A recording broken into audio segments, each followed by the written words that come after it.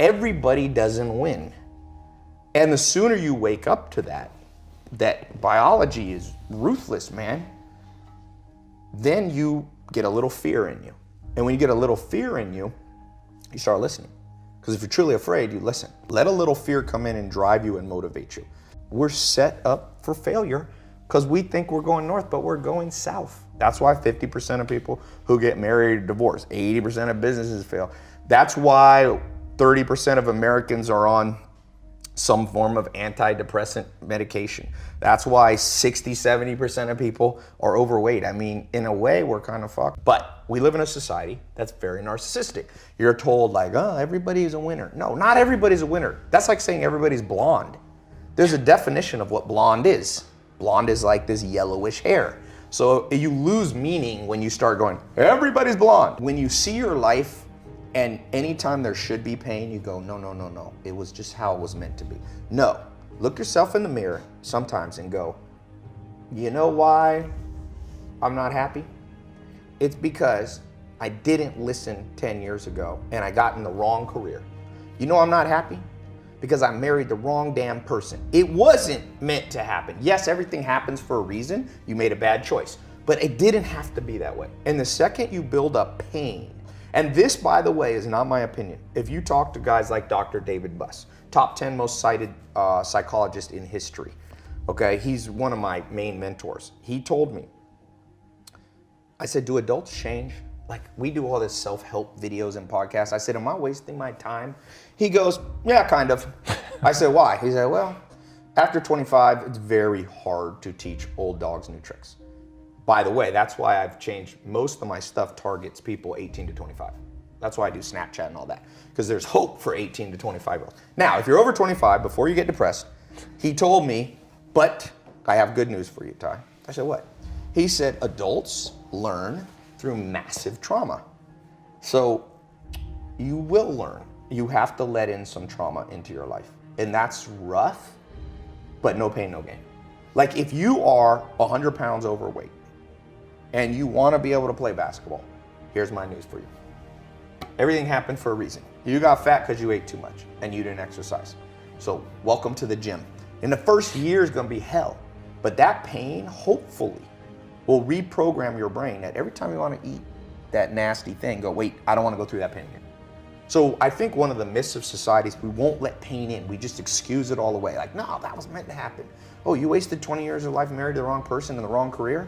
No, Tom, it was meant to happen. Where's the people who go, you fucked up, dude. You wasted 20 years and you will never get it back. You better go in your room and cry. And the truth is, you only learn as an adult. Unfortunately, most people can only change with massive trauma. Optimizing your life for hustling and grinding is like optimizing your life around going pee. No, pee is something you have to do. It's not the goal. You don't go, woo! You know what my goal is? Hit the toilet 7 times a day. No, but you have to do it to survive.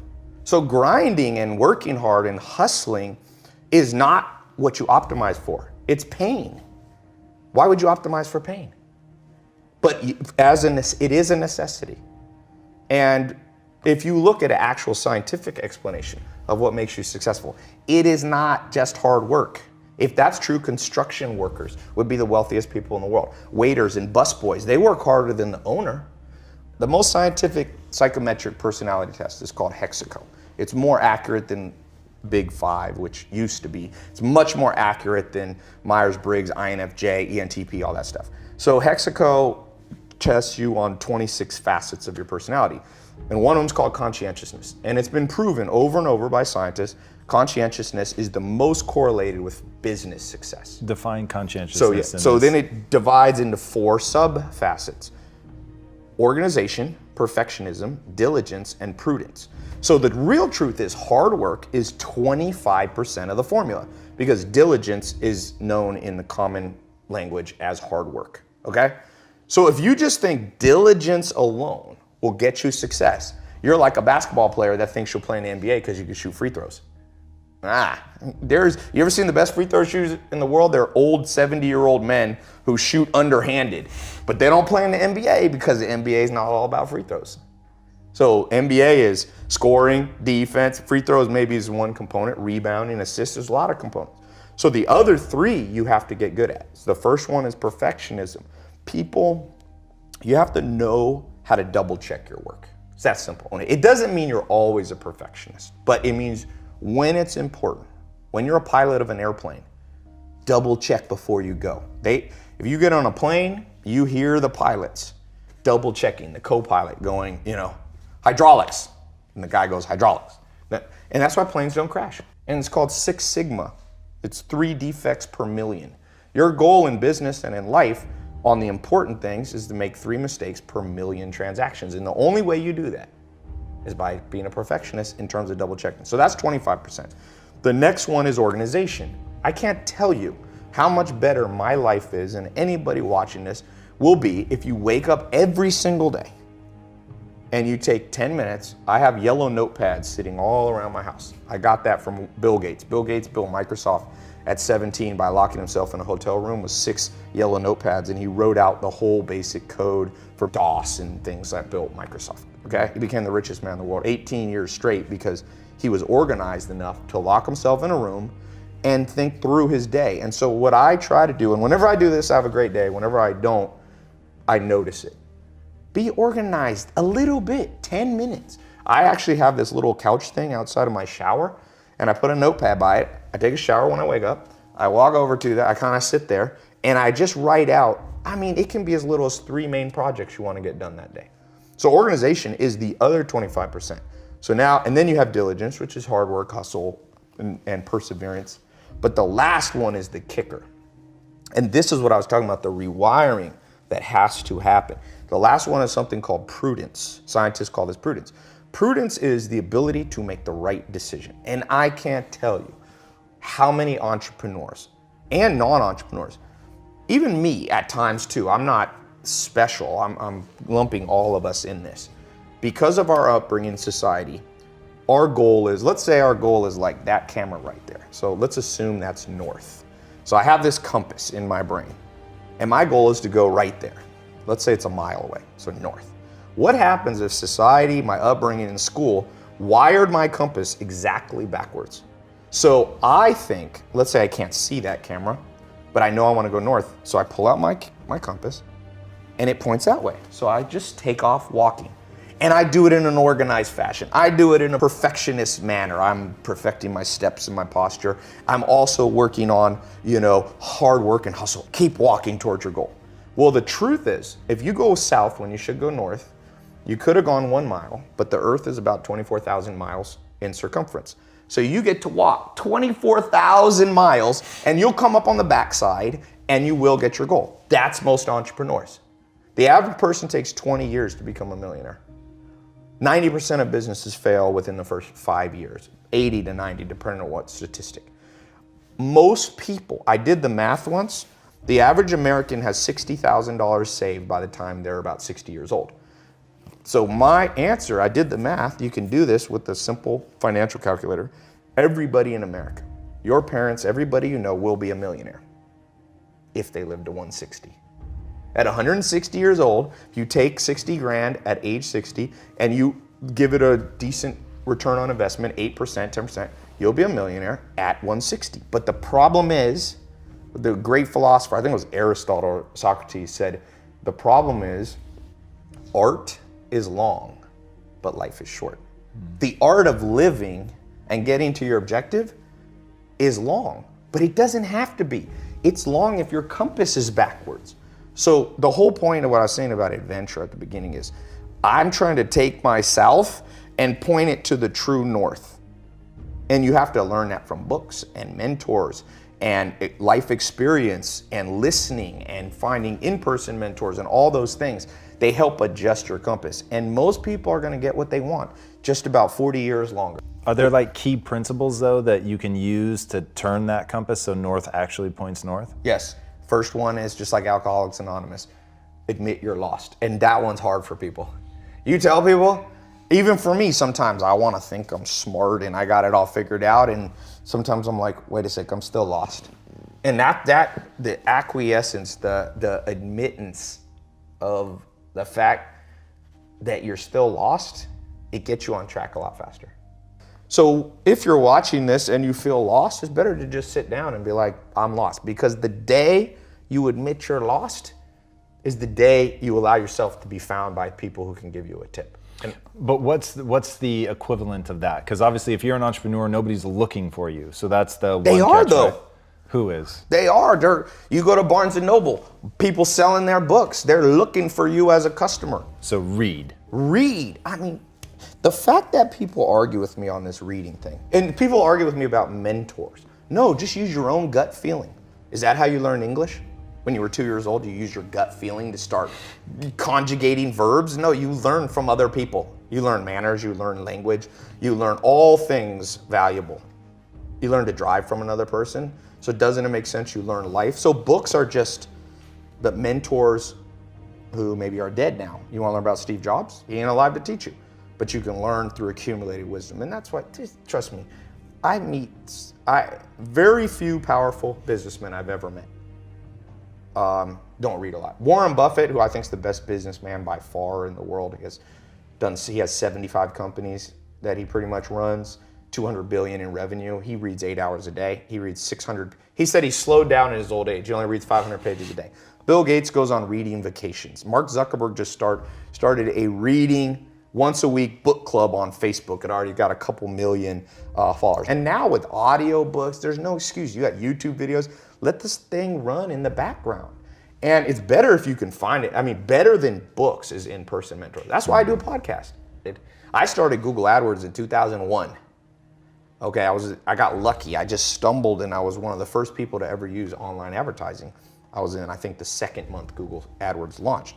Whoa. And there was no YouTube videos. There was no Perry Marshall books. There was nothing. You just kind of wasted money to learn. Now, we're the most spoiled generation. Everything, this computer on this phone, iPhone 7, is more powerful than the first rocket that put man on the moon. That cost billions of dollars. Now we get that for under $1,000. And people are still like, I'm lost. Yes, you're lost. Sit down and then open up Safari and go, how to do Google Ads. And you're gonna come up, let's see what I come up with. AdWords, they have their own tutorial. WordStream, Jumpify, you got some paid stuff. Then you have some free stuff on HubSpot. If you sit in a chair, Charlie Munger calls it assiduity. Put your ass in a chair. Sit there and focus without being, the average American right now, the average person in the world, our attention span has dropped to 5 seconds. The sad news is the average goldfish has 6 seconds. We're now competing with goldfish and the goldfish are winning. So if you don't have assiduity to sit down, read, there is no solution for you. You will always be poor because you'll always be beat by somebody who's willing to sit in the chair. Is there a way for people to build that discipline? Yes, pain. And that's why I'm not a big believer in delusion. You asked me one of the rewiring things we have to do in this world. I'll tell you one. You ever heard this myth? Everything happens for a reason, so just accept it. Well, there's kind of truth to that. If I jump off a building and break my legs, yes, everything happened for a reason. The reason was gravity. Like that's why you break your legs, and physics. Legs brittle, concrete not brittle. So, but people interpret everything happens for a reason, be like, well, I was meant to learn from that thing, and then BS. Read Richard Dawkins' The Selfish Gene, one of the most important books written in the last century.